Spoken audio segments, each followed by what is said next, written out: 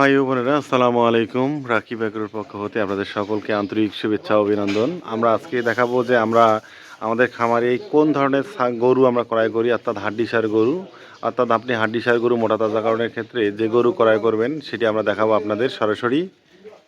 প্রিয় ভাই ও বোনেরা, আপনারা দেখতেছেন যে আমরা আমাদের হাড্ডিসার গরু মোটা তাজাকরণের জন্য একটি গরু আমরা কিনেছি। আপনারা যখন হাড্ডিসার গরু ক্রয় করবেন তখন অবশ্যই যে তিনটি বিষয় দেখে হাড্ডিসার গরু ক্রয় করবেন।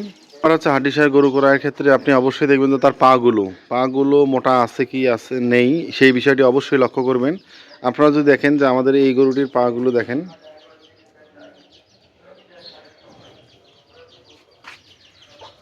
পাগুলো দেখুন যে অনেক মোটা এবং অনেক লম্বা, কিন্তু গরুটির শরীরে মাংস খুবই কম, কিন্তু দেখুন যে পাগুলো অনেক মোটা দেখতে পাচ্ছেন আপনারা।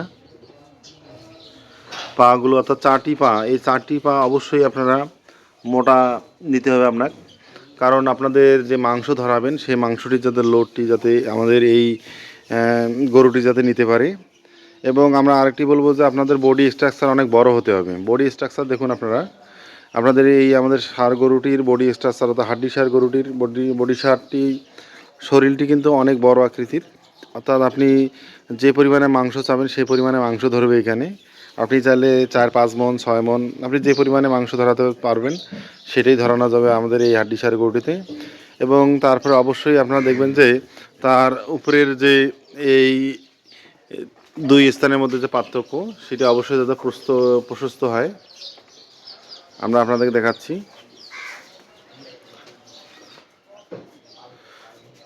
অর্থাৎ শরীরের যে আপনার দুই অংশ আমরা আঙ্গুল দিয়ে যদি দেখাই, এই দুই অংশের মধ্যে প্রশস্ততা যদি অনেক বড় আকৃতির হয় তাহলে দেখবেন যে গরুটি বেশি পরিমাণে মাংস আপনাদের এখানে ধরবে।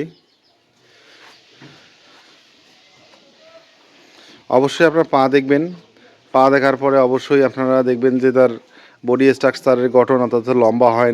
খাটো গরুর মাংস ধরলেও দেখা যাচ্ছে যে বিক্রয়ের ক্ষেত্রে সাধারণত সমস্যা হয়ে থাকে। আর যদি আপনি লম্বা গরু ক্রয় করেন তাহলে দেখবেন যে মাংস ধরতে এখন সমস্যা হবে না এবং পর্যাপ্ত পরিমাণে মাংস ধরবে এবং লম্বা গরুর চাহিদা অনেকটা বেশি। এবং পা আপনারা অবশ্যই দেখবেন, পার গঠন আকৃতি দেখবেন। আর একটি কথা বলবো যে আপনারা যদি ষাঁড় গরুগুলো মোটা তাজাকরণ করেন তাহলে অবশ্যই মনে রাখবেন যে যাতে লাল আকৃতির হয়, কারণ লাল আকৃতির ষাঁড় গরুগুলোর চাহিদা আমাদের সবচেয়ে বেশি পরিমাণে হয়ে থাকে আমাদের। আর অবশ্যই আমরা বলবো যে আপনাদের বারবার বলবো যে আপনারা অবশ্যই আমাদের এইরকম ষাঁড় গরুগুলো আপনারা ক্রয় করবেন আপনাদের গরু মোটা তাজাকরণের ক্ষেত্রে। আমরা ষাঁড় গরু মোটা তাজাকরণের ক্ষেত্রে যে ক্রয় করার ক্ষেত্রে যদি আমরা জিততে না পারি তাহলে অবশ্যই আপনারা জিততে পারবেন না। আমাদের এই গরুটি মাত্র আমাদের ক্রয় করা হয়েছে 63,000 টাকায়, মাত্র 63,000 টাকায় আমরা ক্রয় করেছি এই গরুটি। এই গরুগুলোকে আপনি মোটা তাজাকরণের ক্ষেত্রে অবশ্যই যদি পর্যাপ্ত পরিমাণে আপনি খাবার প্রদান করেন এবং এর পাশে যদি কিছু প্রাথমিক ট্রিটমেন্ট করেন তাহলে অবশ্যই আপনারা 2 মাস থেকে 3 মাসের মধ্যে সর্বোচ্চ প্রফিটে আপনি এই গরুগুলো বিক্রয় করতে পারবেন। প্রিয় ভাই ও বোনেরা, আমাদের এই গরুটি কিন্তু আমাদের হাড্ডিসার গরু, এটুকু আমরা মোটা তাজাকরণ করব। আমরা মোটা তাজাকরণের ক্ষেত্রে যেভাবে গরুগুলো সিলেকশন করি আপনাদের দেখাচ্ছি আমরা। এবং আমরা যদি দেখাই এই গরু দুটি আমাদের মোটা তাজাকরণের জন্য আমরা সিলেকশন করেছি, আমরা কিনেছি।